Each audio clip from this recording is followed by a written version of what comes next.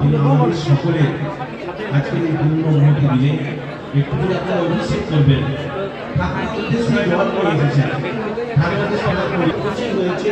ঠাকুরের মাথায় শরীরে আপনার মন নাকি ভাড়া বলিয়ে দিচ্ছে, খেলা চলে, শক্তি লীলা চলে আমাদের মধ্যে, আমাদের শরীরের মধ্যে সমস্ত বাইরে কিছু নেই।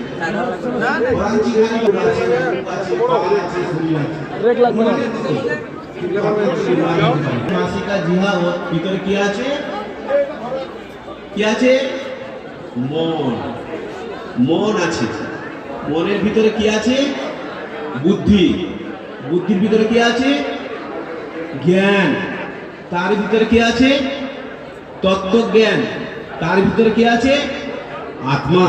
তার ভিতরে কি আছে? পরমাত্মা। বোঝা গেছে?